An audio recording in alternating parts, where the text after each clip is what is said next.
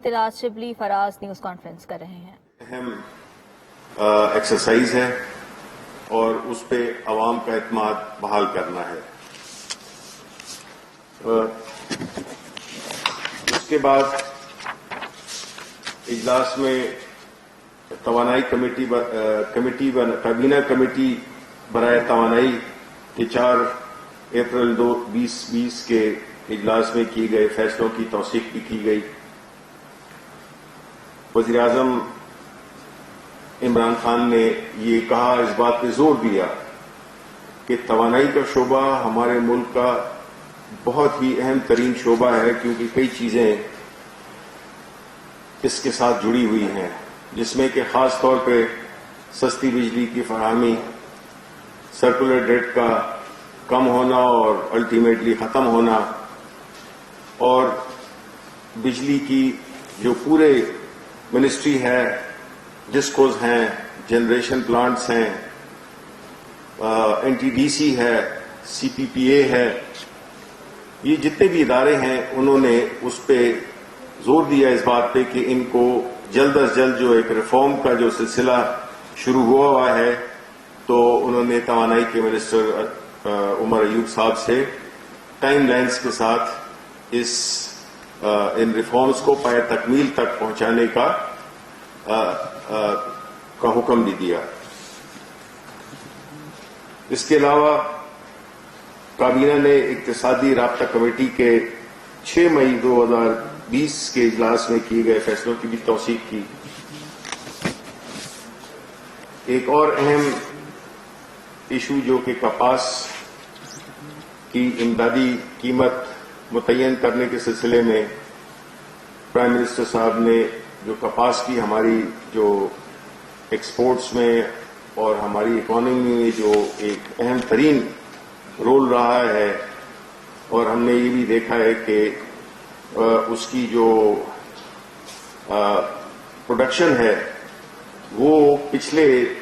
10-15 سالوں میں تقریباً وہیں کی وہیں کھڑی ہے. تو اس سلسلے میں وزیر اعظم صاحب نے بڑی اس کے ساتھ اس بات پہ زور دیا کہ اس میں جو بھی کنسرن اسٹیک ہولڈرز ہیں ان کے ساتھ مل کے اور اس کی کپاس کی امدادی جو سپورٹ پرائس ہے اس کے لیے اقدامات کریں کہ ایک اس میں انکریج کیا جائے لوگوں کو کہ وہ، کیونکہ جو کپاس کی جو فصل ہے اس میں اگر آپ دیکھیں تو اس میں جو پرسنٹیج ہے وہ کلٹیویشن کی کم ہوتی گئی ہے، اور لوگ اور ایسے فصلوں پہ جس میں کہ گنا یا اور اس قسم کی فصلوں میں گئے ہیں، تو اس سے جو ہماری کاشت کا جو ایریا ہے وہ بھی کم ہوا ہے. تو ہم نے فارن ایکسچینج بھی بچانا ہے، اور ہم نے اپنے ملک کی جو اس کپاس کی جو کوالٹی ہے، جو سیڈ کوالٹی ہے، اور مقصد جس طرح کہ خان صاحب کا یا پرائم منسٹر صاحب کا ہمیشہ یہ وتیرہ رہا ہے کہ وہ ہمیشہ جو سب سے جو اس پوری ویلیو چین کا جو سب سے کمزور طبقہ ہوتا ہے، جو کہ اس کیس میں کسان ہوتے ہیں،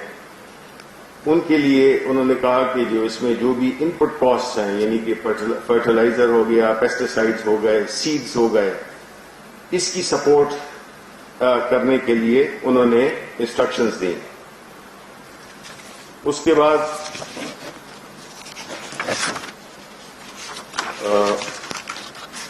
کابینہ نے نیشنل کمیشن برائے اسٹیٹس آف وومن کے ممبران کے ناموں کی بھی منظوری دی. ان ممبران کا تعین وزیر اعظم کی جانب سے کیا جائے گا. تجویز کردہ ممبران میں پنجاب سے شائستہ بخاری، سندھ سے حبیبہ حسن، خیبر پختونخوا سے روبینہ ناز ایڈوکیٹ، بلوچستان سے فاطمہ اقبال، آزاد جموں کشمیر سے صاحبزادی مدیحہ سلطانہ،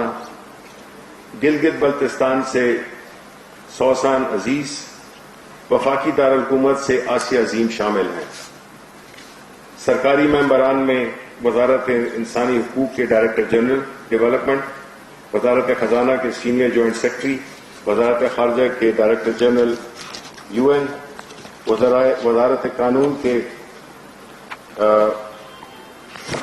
لیجسلیٹو ایڈوائزر اور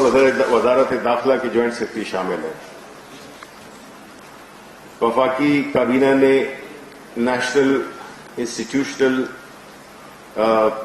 ٹیکنالوجی پرائیویٹ کے تمام ملازمین پر پاکستان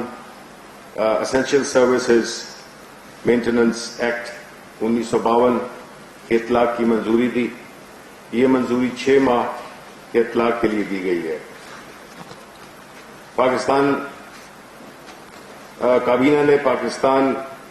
بیورو آف اسٹیٹسٹکس جو شماریات کا ادارہ ہے میں ممبر نیشنل اکاؤنٹس اور ممبر مردم شماری سروے کی تعیناتوں کی منظوری دی. ڈاکٹر خیرور جان ممبر نیشنل اکاؤنٹس